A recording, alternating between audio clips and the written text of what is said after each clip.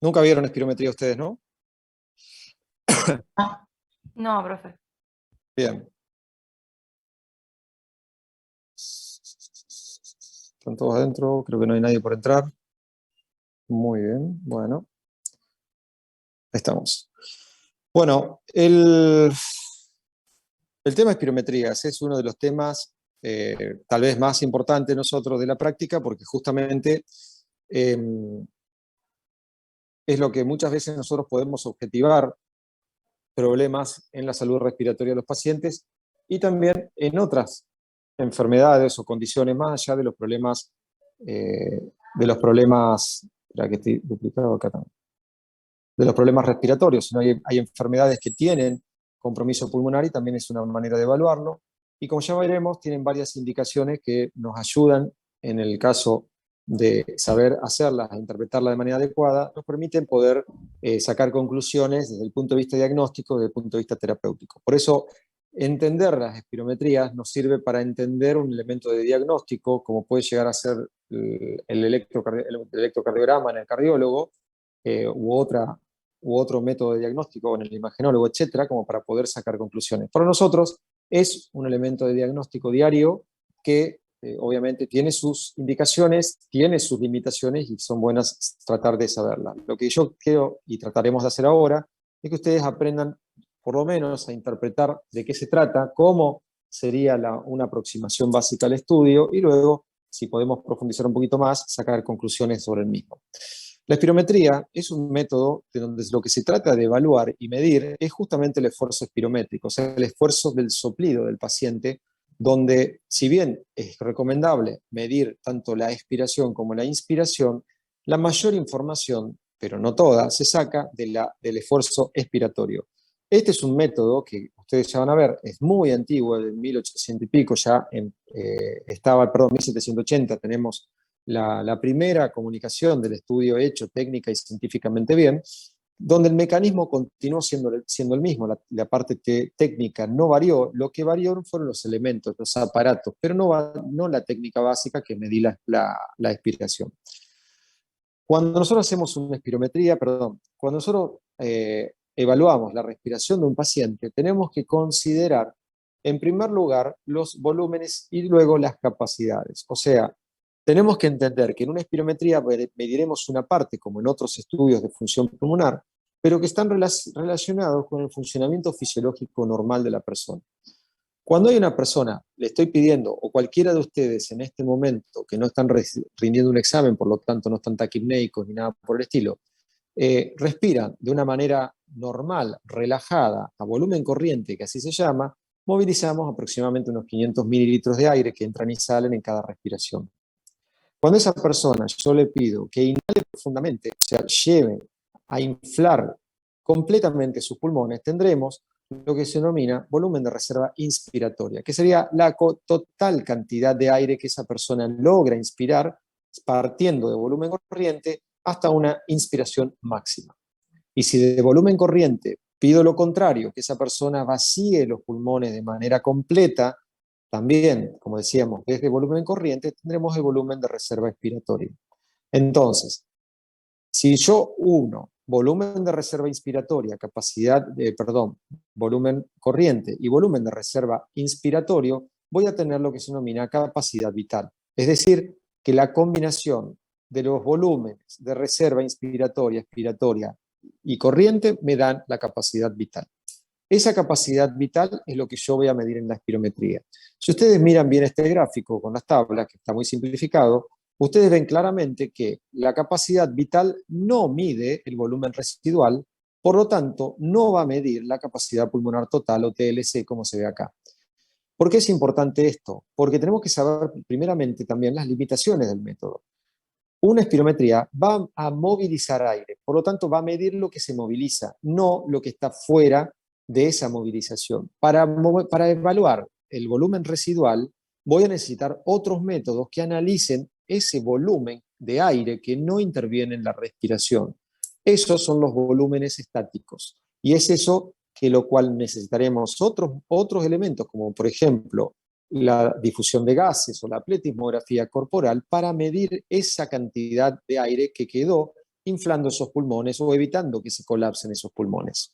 Por lo tanto, una pregunta muchas veces de examen de residencia que no mide la espirometría, al no medir el volumen residual, no mide la capacidad pulmonar total. Entonces, dentro de los estudios que nosotros hacemos en general, tenemos dos grandes categorías, estudios estáticos y estudios dinámicos. La diferencia en esto se debe básicamente al donde necesitamos que el paciente realice un ejercicio o un esfuerzo por encima del reposo. O sea, cuando el paciente sale del estado de reposo para hacer una determinación y esa determinación es medible, eso es un estudio dinámico. Los estáticos podemos mencionar, aunque no se limitan a ellos, el picoflujo, la espirometría, difusión de gases, plethysmografía corporal, difusión de gases, ya sea nitrógeno, helio, quiera, oscilometría de impulso, etcétera, etcétera, etcétera. Dentro de los estudios dinámicos, los más comunes, el test de marcha, shadow test, el sit and step, como hablamos el otro día, el test de ejercicio cardiopulmonar, que tal vez sería el máximo exponente de la evaluación cardiorrespiratoria, y por último, el test de reto bronquial por ejercicio, o sea, la provocación bronquial por ejercicio, aunque hay otras provocaciones, por ejemplo, con metacolina, con adenosina, con histamina, con aire frío, con ejercicio, con otros, donde ahí el paciente sigue siendo estático y se provoca el broncoespasmo en esos pacientes, por ejemplo, para diagnosticar asma cuando hay duda diagnóstica. Por lo tanto, la definición de la espirometría es básicamente la medición del aire que entra en juego en cada respiración y, como decíamos, podemos dividirla de dos maneras. ¿Cómo la medimos? Si la medimos haciendo un esfuerzo, por lo cual hablamos de capacidad vital forzada, o si lo hacemos relajado a partir de la capacidad vital lenta. El mecanismo es el mismo, el paciente inhala profundamente y luego exhala con la intención de medir esa capacidad vital, pero que, como decíamos, va a variar si se hace con esfuerzo o no. Cuando hacemos esfuerzo, podemos medir BSUF-1. Cuando no hacemos esfuerzo, o sea, la capacidad vital lenta, no podemos evaluar BSUF-1, solamente vamos a evaluar capacidad vital. Como decíamos, perdón, le erré por el tiempo, por algunos años, en 1858 fue donde se inventó la espirometría, el primer espirómetro, a partir de la utilización por Hutchinson de un volumen conocido de aire en vejigas de carnero, y a partir de ahí pudo saber que una persona inhalando y exhalando más o menos moviliza un adulto 4,5 a 5 litros de aire, y eso es lo que logró medir, y a partir de ahí hizo los cálculos que, como decíamos, sigue siendo el mismo principio de medición a partir de distintas leyes que utilizó para poder medirlo, entre ellas OACL y demás. Dentro de los equipos, que es un punto importante dentro de la técnica espirométrica, tenemos que tener un espirómetro adecuado, un paciente motivado y un técnico o un operador que esté lo suficientemente entrenado y con ganas de poder hacer un estudio de calidad. En esto, cuando ustedes van a escuchar más adelante, vamos a hablar de lo que es calidad AB, o sea, buena calidad, calidad aceptable entre comillas y calidad no aceptable. Los espirómetros anteriormente, los antiguos, eran los llamados de volumen, donde básicamente se medía cuánto aire y en qué velocidad se llenaba una superficie que podía ser una campana, que podía ser, como decíamos, un elemento rígido como una vejiga, pero que lograba hasta cierto punto medir un volumen, o una campana bajo agua, que lo que permitiría hacer era justamente determinar cuánto aire entraba dentro de ese contenedor de cada paciente que estaba soplando. En cambio, en los medidores de espirómetros de flujo, lo que se mide no es la cantidad de aire que esa persona sopla, sino el traspaso por un aparato que mide justamente el flujo de aire y luego extrapola la medición a volumen. O sea, que a partir de la medición del flujo podemos saber indirectamente, no directamente, por cálculos matemáticos, cuál es el volumen que esa persona sopló. Si ustedes se ponen a pensar, ya inmediatamente lo que nosotros podemos aprender acá es que si nosotros tenemos un equipo que mide flujo y extrapola datos, todo aquello que influya en la calidad de la medición influirá, por supuesto, en los resultados. Entonces, si el aparato está sucio, está en condiciones de operación inadecuadas por temperatura y humedad, o hay otros factores que pueden influir en el mismo, esa medición no será fiable. Y obviamente eso achica el equipamiento. Cuando es solamente medir el flujo y no tener que medir una bolsa de aire, se mide, digamos, se simplifica el aparato y eso que hace que sea no solamente más barato, sino también más cómodo. Los resultados de las pruebas empirométricas están significativamente influenciadas, como decíamos hoy, por los tres factores fundamentales: el sujeto, el técnico y el equipo de medición y las características de la medición. Estos son dos ejemplos para que ustedes tengan en claro de lo que era un espirómetro antiguo, de lo que es un espirómetro más moderno, sin ser el más moderno el que tenemos a la derecha, pero que la diferencia cambia en el sistema de medición, como uno necesita mover un fuelle para poder marcar una medición, y en el otro el paso del aire directamente genera los cálculos y a partir del software con distintas complejidades nos permiten trabajar sobre los datos. Estos son los gráficos de representación de las mediciones. Esto es un papel de los antiguos, donde es un papel térmico que marca la aguja y luego el operador, médico, quien sea, tenía que contar todos los cuadraditos acá para poder saber cuántos litros, sumarlos a todo y saber cuántos litros soplaba esta persona. Esta área bajo la curva es lo que se denomina capacidad vital. O sea que todo este aire que está acá es lo que se corresponde a lo que sopló el paciente. Ya sea en los aparatos más modernos, de cualquiera de ellos, las mediciones son mucho más simples, permite los gráficos integrados, permite la comparación de resultados, como por ejemplo broncodilatador, efecto o no efecto, y dos curvas que son fundamentales: flujo-volumen y volumen-tiempo. Este es un neumatocómetro convencional, tal vez el más fidedigno de todos, que es el neumatocómetro de Flesch, que lo que hace es evaluar por diferencia de presión el pasaje de aire a través de un pequeño conducto metálico y a partir de eso valora los resultados. Los neumatocómetros turbina lo que hacen es un sentido similar, pero acá lo que se interrumpe es el haz de luz que se emite y que cada vez que la paleta gira va cortando. Cuanto más velozmente lo hace y más largo, más veces y más largo corta el haz de luz, entonces eso extrapola los resultados. Las curvas de la espirometría son dos, que nosotros tenemos que ver siempre: flujo-volumen, volumen-tiempo. Flujo-volumen, en este caso está mejor representado, es la curva inspiratoria y la curva expiratoria. Tiene dos astas, asta expiratoria e inspiratoria. Siempre rogamos que estén estas dos para poder evaluarlas, ya que hay enfermedades que solamente se manifiestan en la curva inspiratoria, infrecuentes, pero las hay. Por eso es siempre conveniente que la curva inspiratoria esté. Esto quiere decir que el paciente tomó aire ahora, porque esto cambió ahora, tomó aire profundamente y luego expiró y luego se acompañó de una inspiración nueva. Eso es lo que hay que mirar.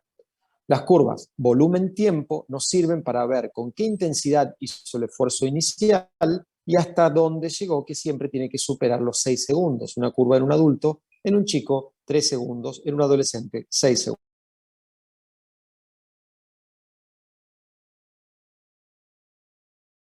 Persona por alguna razón sopló lento, técnicamente mal, este B1 va a ser falsamente bajo.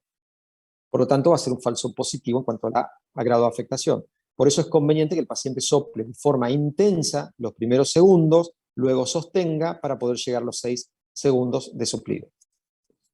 En las curvas flujo-volumen, como decíamos, tiene que haber dos astas, como se ven acá, donde el comienzo del soplido tiene que ser brusco, sin dilataciones, sin demoras, sin artefacto dentro del primer segundo, para que la calidad, la técnica sea la apropiada, luego seguida de la inspiración.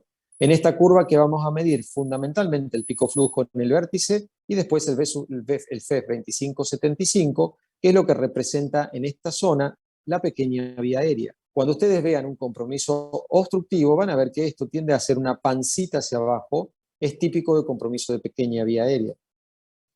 Dos criterios importantes a tener en cuenta en espirometrías. Aceptabilidad, quiere decir que las pruebas estén bien hechas,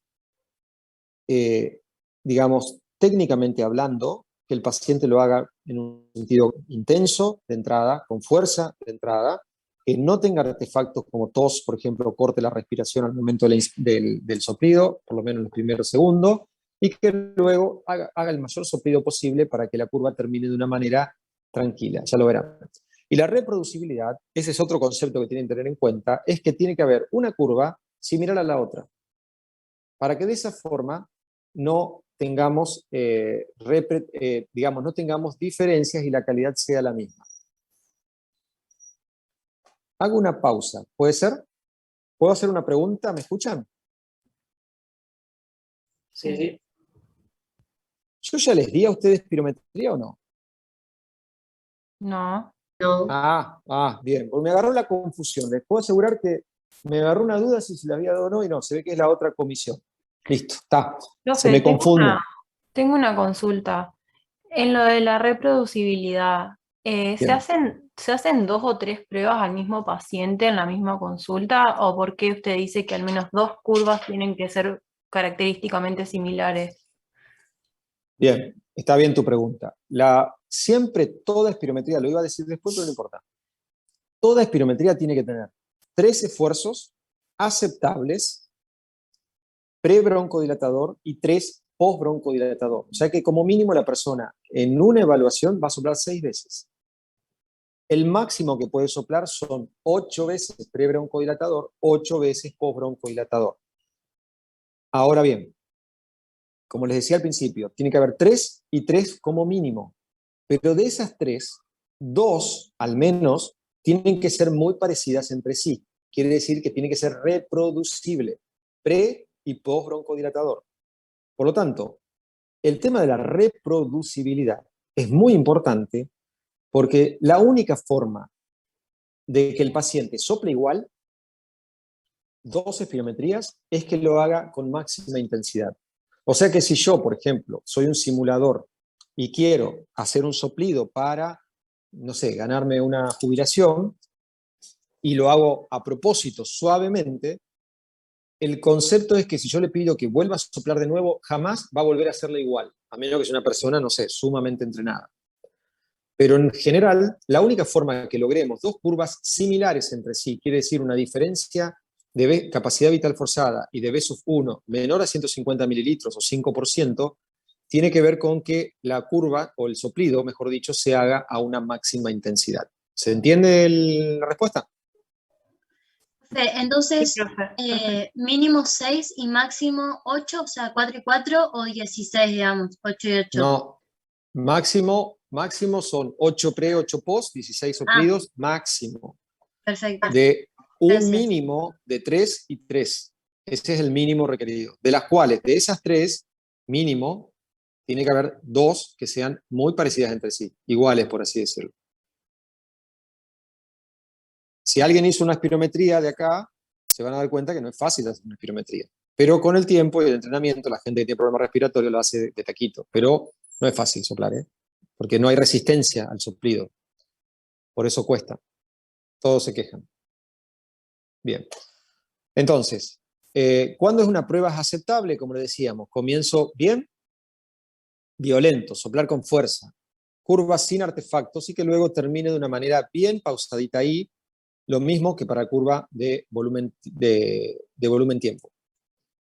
Esto ya lo vimos. Bueno, acá la finalización de la curva tiene que ser bien hasta el final, sacar todo el aire posible hasta que logremos por lo menos un plató, que logremos que esa persona demostró que hizo todo el esfuerzo posible y terminó la prueba. Los errores más comunes son cierre glótico, quiere decir que la persona dejó de soplar, o en este caso que comenzó a soplar tarde, o que tuvo episodios de tos o de artefactos, como por ejemplo mover la lengua en el aparato, o que dejó de soplar directamente y abrió la boca.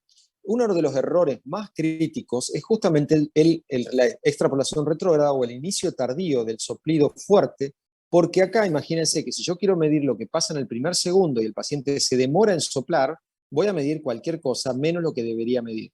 Por eso es que estos son errores que afectan de manera crítica el nivel de la calidad de la prueba. Por lo tanto, pruebas aceptables quiere decir que el paciente realizó un esfuerzo satisfactorio para el operador, que el inicio, trazado y finalización también son satisfactorios, que es la curva de forma apropiada y libre de artefactos, que tiene el número y el tiempo de soplido adecuado, que al menos hizo 3 maniobras aceptables, y que el impacto, esto, si tenemos algún error, puede influir directamente en los resultados de la espirometría y en la interpretación, por lo tanto, del estudio. Este es un ejemplo de reproducibilidad que hablábamos hace un rato. Fíjense, esta es una curva pre, esta es una curva post. Si ustedes la miran, acá van a ver primero que no tiene calidad de aceptabilidad, porque fíjense lo que es esto, donde el paciente sopló con toda la fuerza, por eso tiene un vértice bien agudo, y cómo la canchereó en esto, y por eso tiene una meseta y no un vértice. Eso se debe a que la persona sopló con menor intensidad acá, no hizo el esfuerzo adecuado, porque si hace esfuerzo adecuado siempre va a haber un ángulo agudo arriba. Pero a la vez tiene una diferencia. Si vamos a ver la P sub 1, acá hay una diferencia que, si bien en esto no se ve en el gráfico gráficamente, pero supera los 150 mililitros en el punto del primer segundo, y eso hace que no sea una curva aceptable, reproducible, perdón. Eso es lo que hablábamos hoy. Las curvas reproducibles son esfuerzos a diferentes niveles que cambian. No sabemos en este caso si lo que corresponde al paciente es esta o esta. No sabemos. La única forma de estar seguros que tiene que corresponder a uno u a otro tiene que ver dónde se repiten esfuerzos similares. Los grados de calidad, esto no hace falta que lo sepan, pero sí que interpreten que hay calidad aceptable que nos permite interpretar y seguir adelante con el estudio del paciente. C y D, que puede ser que si lo tengo en consideración, que no es el mejor estudio, aún así me permite sacar conclusiones, pero E y F, que son pruebas donde directamente no deberían analizarse los resultados. ¿Cuáles son las indicaciones de las pruebas? En primer lugar, enfermedades pulmonares o de las vías aéreas sospechadas o diagnosticadas. Incluimos acá enfermedad respiratoria alta, por ejemplo, tratar de demostrar el compromiso respiratorio bajo en una persona, por ejemplo, con rinitis alérgica crónica, ¿no? Una rinitis alérgica crónica con la idea de demostrar o no la existencia de asma bronquial, aún en personas pocamente sintomáticas. En la evaluación longitudinal a lo largo del tiempo y la evolución de las enfermedades respiratorias, fundamentalmente enfermedades respiratorias crónicas. Pacientes con enfermedades pulmonares establecidas, con el efecto de ir evaluando cómo va bajando o no la función pulmonar. En la investigación precoz de disnea, si falta el aire, es conveniente hacer una espirometría, además de la evaluación, además de una placa de tórax, la espirometría y el electrocardiograma, seguramente tendrá que tener una espirometría. En la evaluación preoperatoria, cuando más cerca está del tórax y cuando antecedentes respiratorios tiene el paciente, es obligatorio una evaluación que incluya una espirometría. No solamente la espirometría, puede ser la placa de tórax, el examen físico y la espirometría, pero es lo que debemos ver antes de que una persona se opere, justamente por la posibilidad de riesgo de complicaciones postoperatorias. O sea, darle al anestesista y al cirujano un contexto de terreno donde se va a operar y el riesgo que puede llegar a tener después. En la sospecha de obstrucción de la vía aérea superior, por ejemplo, obstrucciones no solamente vía aérea superior, sino inferior, por ejemplo, subglóticas, la espirometría nos ayuda por ver justamente no solamente la curva, el haz expiratorio, sino fundamentalmente, como decía hoy, en la rama inspiratoria. En la evaluación de disfunción e incapacidad, porque es lo que permite justamente cuantificar incapacidad y en general por cuestiones previsionales o legales, y para valorar el impacto de distintas enfermedades sobre la vía aérea o sobre el aparato respiratorio, como por ejemplo, lo más común hoy, las enfermedades reumáticas, enfermedades del colágeno y el compromiso pulmonar que puedan llegar a tener. Al igual también la investigación, por ejemplo, de hipertensión pulmonar, enfermedades cardíacas, fundamentalmente corazón derecho, compromiso de enfermedades neuromusculares. Hace un ratito veo un paciente con ELA, donde la evaluación fundamental en un paciente neurológico neuromuscular es determinar el compromiso respiratorio, porque la causa de la muerte en esos pacientes es por compromiso y falla respiratoria. Por eso es muy importante en enfermedades neuromusculares con compromiso central evaluar la funcionalidad respiratoria. Ahí lo que cambia, esto se lo digo como un tip, es que en pacientes neuromusculares, si bien hacemos espirometría con prueba broncodilatadora, lo más recomendable para evaluar fuerza del diafragma es la medición espirométrica con el paciente sentado y acostado, porque es la manera de evaluar indirectamente la fuerza y tonicidad del diafragma. Por eso es que estos pacientes, cuando tenemos de sentado a acostado, tenemos una caída al acostarse de la capacidad vital forzada, más del 10% se considera debilidad significativa de músculos respiratorios. Y esos son los pacientes que muchas veces colocamos en ventilación no invasiva como BiPAP. Bien, contraindicaciones, son muy pocas, serias. Las absolutas es la falta de colaboración del paciente, ya sea que quiera o no quiera, la simulación es el principal. El ángulo inestable o la angina de pecho, nadie se le ocurriría hacer una espirometría en un paciente que está con una angina de pecho o con un infarto de miocardio dentro de los 30 días, pero bueno, se menciona porque si hay una situación que ponga potencialmente en riesgo la salud o la vida del paciente, la espirometría se deja para una mejor condición, salvo que haya que tomar una decisión inminente, crítica, como puede llegar a ser un trasplante o una cirugía de pulmón, una cosa así. Pero si no, es muy raro. Impedimentos relativos, hoy la traqueostomía mal cuidada, los problemas bucales, hemiparesias, etcétera, son los datos a tener en cuenta, y la contaminación o el contagio, fundamentalmente en era COVID, del lugar, no tanto hoy este tipo de enfermedades que están mencionadas acá, porque al usar filtro biológico eso lo tenemos controlado, pero la contaminación del ambiente del trabajo es un riesgo potencial tanto para el técnico como para el paciente que está haciendo el estudio y los próximos que vendrán. Por eso se han adjuntado hoy medidas de trabajo diferentes de acuerdo a la situación de COVID en tiempos de pandemia, ¿no? La utilización de los estudios funcionales en tiempos de pandemia obligó a hacer cambios, y esos cambios están relacionados con cambios en el cuidado, en los elementos de cuidado y en el cuidado del sitio de estudio. Ya no es tan fácil como antes, y estos aparatitos que tenemos acá, de los filtros biológicos, salen aproximadamente unos 1.200 pesos por paciente, que es lo que se tuvo que agregar hoy para darle seguridad a todos los pacientes. Ahora, parámetros respiratorios, ¿no? Parámetros espirométricos. Ahora nos vamos a las mediciones ya. Acá tenemos las más importantes: capacidad vital, B-1, la relación B-1-FBC, F-6. El otro día en clase hablábamos que esto es lo primero que voy a mirar en una espirometría, la relación B-1-FBC.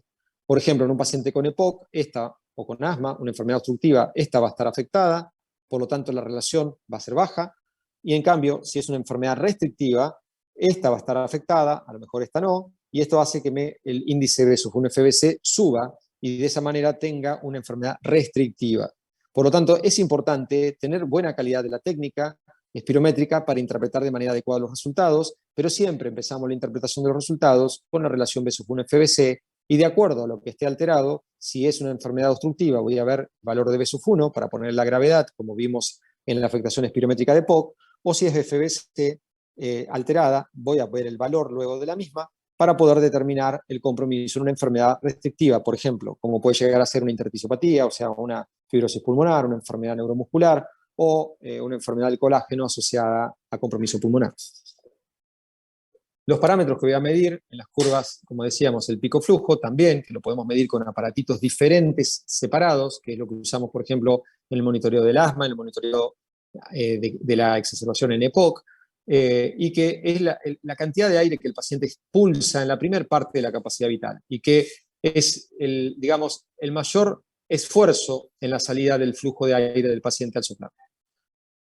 Ahora, esto es como nosotros debemos interpretar a los pacientes cuando hacemos una espirometría. Primero, evaluar las curvas, la calidad de la prueba. Segundo, considerar los resultados obtenidos.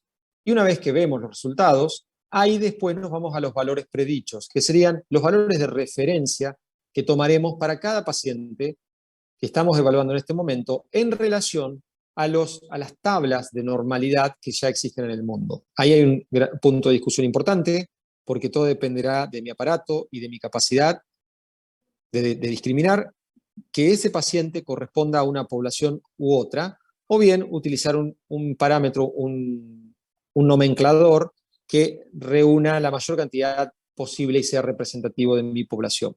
Dentro de los más utilizados, dentro de los valores de referencia, el NAIMS, el Knudson, el POLGAR y el GLI, ¿no? La F está de más, es GLI, que son los parámetros de referencia más utilizados. Todos estos parámetros de referencia se basan en algunos datos biológicos del paciente, por ejemplo, la altura, el sexo, la edad, pero también influyen la raza, la etnia y en menor medida el peso. Esto es para poder nosotros, ya hay estudios hechos que por ejemplo, me dicen que una persona de 30 años, de 1,70 metros, de sexo masculino, debería soplar tantos litros para ser considerado normal, por ejemplo, de B-1. Eso es lo que nos sirve esta referencia. Nos da ese valor a partir de estudios previos que se hicieron epidemiológicos. El más importante de todos hoy es el GLI. ¿Por qué? Porque es el que empezamos a usar, porque tiene tiene datos de todo el mundo, a partir de una iniciativa que juntó espirometrías de calidad de más de 90.000 personas en el mundo. Y eso ahora ya son 130.000. Permite sacar referencias con distintos grupos poblacionales, etnias, edades, alturas, ubicación geográfica, etc. ¿Y por qué es importante esto? Dime. Decime. Una consulta. ¿Por qué el peso no se toma como un dato tan importante? Por ejemplo, en pacientes obesos, ¿el peso no sería un factor importante? El peso no influye en la medida, no influye de manera significativa en la medición estadística de estos pacientes, de los pacientes. Si lo que vos decís tiene que ver, está bien tu pregunta, porque vos tenés un paciente con obesidad o obesidad mórbida, tiene un efecto restrictivo sobre el pulmón. Pero ese efecto restrictivo, cuando se mide por métodos estrictos, se ajusta y es fácil de ajustar. O sea, es una variable más bien dependiente el peso, en este caso. La que no se puede ajustar y se consideran variables independientes, por ejemplo, es la altura. Porque la cantidad de aire que moviliza el paciente está relacionado directamente con la altura y no así con el peso. O sea, la mayoría de las personas con sobrepeso o obesidad no tienen afectación de la función pulmonar. En cambio, algún grupo de pacientes con sobrepeso o obesidad, ya en un sentido patológico, sí tienen alteración. En cambio, enfermedades de talla son muy infrecuentes y en general no afectan, digamos, no se ven tanta patología que tenga que ver con la altura, salvo el anismo, salvo condiciones particulares. Pero esas son condiciones particulares que se salen de la media, son en esta curva de distribución gaussiana, están por fuera del percentilo 2. Entonces, a lo que te quiero decir ¿es un método que puede influenciar la función pulmonar? Sí, puede. Ahora, no es lo habitual. Por eso no se considera una variable independiente en cuanto al valor de capacidad vital o de B-1 en los pacientes. ¿Me explico? Sí, sí. Buenísimo. Bien. Gracias. Entonces, esto que estamos viendo acá, estas rayitas que están viendo acá, es un grupo poblacional de pacientes de la misma edad, del mismo sexo, donde tenían la misma altura, donde de acuerdo al parámetro que usábamos, ya sea Knudson, NAMES, RS36, Polgar o cualquiera de ellos, esta es la variabilidad que podía haber de acuerdo a las distintas mediciones. Quiere decir que podía haber hasta 1 litro de diferencia en centímetros cúbicos si usábamos un método o usábamos otro. Por eso es que hoy ustedes van a empezar a escuchar hablar de lo que es límite inferior de la normalidad, en vez de hablar del 80% de B-1, porque el límite inferior de la normalidad, que corresponde al percentilo 2, tiene más que ver con lo que sería lo normal de acá para arriba, de lo anormal de acá para abajo, que considerar arbitrariamente el 80%. Yo todavía les digo a ustedes y les voy a hablar en 80%, pero quiero que sepan que hoy estamos utilizando, desde el punto de vista ya un poquito más especializado, solamente el término del límite inferior de la normalidad. Entonces, esto es un poco lo que decía. Más que utilizar B-1 y FBC con valores de resultado, utilizamos el límite inferior de la normalidad para ser más exactos. Esta fórmula, este cuadrito que hay una aplicación, nos permite hacer el cálculo GLI. Como decíamos que la iniciativa global pulmonar nos permite conocer datos de todo el mundo, incluyendo Argentina. Entonces nosotros acá, en vez de hacer un estudio específico de pacientes en Argentina o de población normal en Argentina para poder sacar estos predictores, se forma parte de este estudio a nivel mundial. Entonces, a nivel mundial ya sabemos que si una persona que vive en nuestro país, sabemos la edad, sabemos la altura, sabemos el sexo biológico y sabemos la etnia, que acá ese es el gran tema, conocer la etnia. Por ejemplo, ¿qué etnia somos? ¿Ustedes saben qué etnia somos nosotros? ¿O qué raza somos? Y hay una variedad. Razas, la mayoría. Está bien que tenés opciones. Ah, la raza sería humana, la etnia tenés muchas. Está bien. En Argentina hay caucásicos, o sea, es una diversidad ¿Y qué quiere decir cultural. caucásico? ¿Qué quiere decir Caucásico es como origen europeo, digamos. No, caucásico es blanco. Bueno, Dentro del blanco... Ah, pero blanco de Sí, origen sí. europeo, porque, bueno, ¿No? me parece. ¿No? No. El caucásico es el de color, la persona de color blanca. Ahí podés sumar inclusive a los árabes, no los hindúes, pero sí a los árabes. Inclusive podés sumar, no es lo mismo. A ver, una cosa es raza y otra cosa es etnia. Acá lo que está puesto en el gráfico es etnicidad, que es diferente, que ahí tiene que ver con la raza.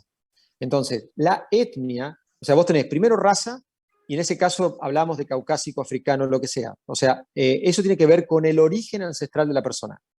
Y eso tiene que ver con las características genéticas y que en general, si bien podés tener variaciones, por supuesto, por ejemplo, los caucásicos tienen un origen de raza blanca, aunque puedes tener, por así decirlo, distintas tonalidades de blanco.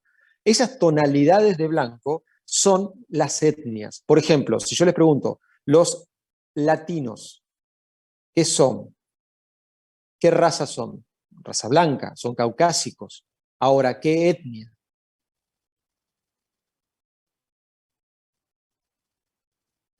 Es variable. ¿Por qué es variable? Porque tenemos diferentes etnias dentro de América Latina, sin irnos a Estados Unidos. Por ejemplo, el cordillerano o la región cordillerana va a tener el latino andino. Después vamos a tener el latino africano, que es la zona más que nada al norte de Brasil. Y después tenemos lo que sería el latino europeo. En general, podemos decir que nosotros en América Latina y en países como el nuestro, Uruguay, Brasil, tenemos, al tener el famoso crisol de raza, tenemos una etnia hispanoamericana. Pero ahí estamos hablando de etnia. No sé si me explico la diferencia. La raza tiene que ver con el color de la piel y el origen a grandes rasgos. La etnia tiene más que ver con el origen más focalizado, por así decirlo, de dónde proviene esto. No es lo mismo si yo tengo que hacer una espirometría, y yéndonos a esto, ya salimos de lo que sería ciencia social y geografía y nos vamos a lo que sería espirometría, tiene importancia porque no es lo mismo una medición en un paciente originario de Europa del Norte que un paciente, por ejemplo, del altiplano. La diferencia en mililitros de sus pulmones puede superar el 1,5 litros, o sea, más de 1.500 mililitros de la misma edad, del mismo sexo, pero obviamente con diferente talla. Entonces, esas diferencias hacen que tengamos que tener predictores que nos digan, a ver, si yo viene una persona acá, en Argentina, que por ejemplo me ha pasado, de tener una persona de origen africana, tengo que buscar, no lo puedo medir con el mismo patrón que yo estoy midiendo, por ejemplo, a mis pacientes de acá, que tengo y uso a lo mejor NAMES 3. NAMES 3 está hecho para medir a población de Estados Unidos. Es un gran estudio que se hizo de factores de riesgo en Estados Unidos y a partir del cual se sabe cuáles son los predichos para esos pacientes de Estados Unidos. Nosotros lo usábamos mucho al NAMES 3 en investigación para poder correlacionar nuestros resultados con los americanos, hablar el mismo idioma, pero no es lo mismo. Si yo voy a medir a una persona del altiplano, de Bolivia, de Perú, de donde sea, es muy probable, porque son de talla baja, que su función pulmonar sea normal, pero que el NAMES 3 me diga que está anormal. Entonces, yo tengo que buscar algo que sea más fijo, más fidedigno de mi población. Por eso, cada lugar o cada región y hasta cada laboratorio de función pulmonar debería tener sus propios predichos. Es decir, yo tendría que hacer, para poder tener mis buenos valores, hacer un estudio poblacional de la ciudad de Santa Fe, midiendo en casas, no en la gente que camina, porque tendría que medir inclusive a aquellos que no salen, para poder determinar qué sería, por ejemplo, lo que debería soplar una persona de 40 años, 1,70 m y femenino. Como eso es muy difícil y es caro de hacer, se inventó esto que es la iniciativa global para la medición. Y es ahí donde se hizo un paneo de todo el mundo. Entonces, sea de donde sea la persona, si es un iraní que está de paso por Argentina y se hace una espirometría, yo coloco los datos, hago la espirometría y me puedo basar en sus resultados en relación a sus características raciales y étnicas, en ambas. ¿Me explico? Este lío que le estoy explicando, cuando nosotros hablamos de 100% de normalidad y decimos entre 96% y 100% no hay cambio, ok, no pasa nada. Ahora, cuando yo tengo que definir un tratamiento o un diagnóstico, si está por encima o por debajo de lo que decíamos, límite inferior de la normalidad, ahí sí cambia. Entonces, por eso es importante considerar estas cosas. Y ahí está el dato de por qué usamos el límite inferior de la normalidad. Porque el límite inferior de la normalidad es menos variable, es más estable que el 80% que se usa habitualmente en las espirometrías que hablamos siempre. Bien, por lo tanto, ¿qué medimos? Como decíamos, para sacar estos predichos: el peso, la talla, la edad. Perdón, la talla, el sexo, la altura. No obstante, cuando no podemos erguir al paciente, ya sea porque tiene problemas para erguirse, como por ejemplo una cifoescoliosis o problemas de una amputación de una pierna, lo que sea, podemos medir la envergadura del aro, o sea, de dedo a dedo, y multiplicarlo, perdón, dividirlo por 1.06, y de esa manera nos remeda la altura de la persona con una exactitud bastante cierta. Patrones espirométricos. Acá hablamos, que eso es lo que usamos habitualmente: curva normal, el patrón obstructivo, el patrón restrictivo, pero hoy hablamos más que nada de lo que serían los patrones de normalidad, incapacidades ventilatorias obstructiva, restrictiva, inespecífica o combinada. La espirometría normal, la definición se basa porque la relación B/1-FBC está entre el 70 y el 85%, no el 80, el 85%, y todos los valores de B/1 y de FBC son cercanos al 100, por lo menos arriba del 80%. Eso es una espirometría normal. Una espirometría con patrón obstructivo, como lo vimos el otro día, tiene una relación B/1-FBC debajo de 0,70 o 70%. ¿Y por qué? Porque está caída la B/1, como decíamos, numerador que cae, denominador que se mantiene, por lo tanto, baja la relación. La gravedad la voy a colocar con el valor que tiene la B/1. Por eso, los patrones obstructivos tienen distintas formas de presentación de acuerdo a las caídas de la B/1. Y acá, como vemos, esta es la caída acá se cae la B/1, acá se caen los flujos medios de la pequeña vía aérea, el 25-75. Y la correlación está en relación a lo que pasa con el volumen residual. En patologías obstructivas, como por ejemplo el EPOC, la caída de los flujos de capacidad vital o de capacidad pulmonar total se debe a la modificación fundamentalmente del volumen residual. La incapacidad ventilatoria restrictiva típicamente va a dar valores por encima del 85% porque la que cae es la capacidad vital. Entonces, ¿cómo se ve una curva? Típicamente es una curva más chiquitita que lo normal, con características de normalidad. La incapacidad ventilatoria combinada, que se puede dar, por ejemplo, en pacientes que asocian dos enfermedades, una restrictiva y una obstructiva, como hablábamos la otra vez, puede ser un paciente EPOC obeso, que por lo tanto cae la capacidad vital, encontramos una caída de ambas. Pero fíjense una característica: en este caso, una incapacidad ventilatoria combinada, cae tanto la B/1 como la capacidad vital. Como caen ambas por igual, o por lo menos equitativamente, la relación B/1-FBC es normal, va a estar entre 70 y 85. Por lo tanto, para que les quede claro, la relación B/1-FBC se mantiene, se conserva entre 70 y el 85% en el caso de un paciente normal o de un patrón combinado o incapacidad ventilatoria combinada. La diferencia entre el normal y el patológico, que sería el combinado, es que en el normal, tanto B/1 como capacidad vital van a estar por encima de 80 o van a estar 100. En cambio, en la incapacidad ventilatoria combinada, el valor de B/1 y de FBC van a ser bajos. ¿Se entiende? Profe, Bien. perdón, ¿cómo dijo en el combinado B/1 y capacidad vital forzada están Bajos. disminuidos? Debajo de 80. Ambos. Debajo. Ujú. Ajá. Bien, gracias. Nada.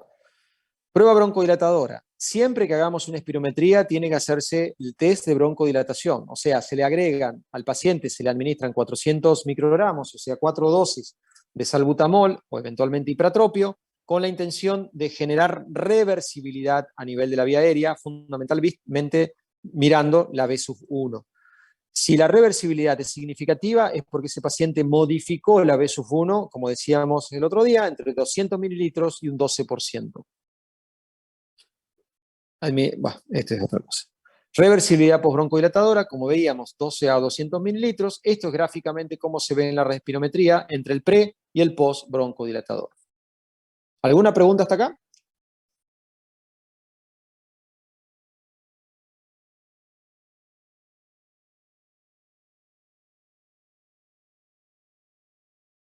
¿No más preguntas? No. Perfecto. Bueno, cualquier duda lo charlamos el martes que viene, anótense lo que tengan en dudas, hablaremos de asma la semana que viene, ¿saben? Bueno, profe, gracias. Buenísimo. Dale, profe. Por favor, Bien, nos vemos. gracias. Hasta luego.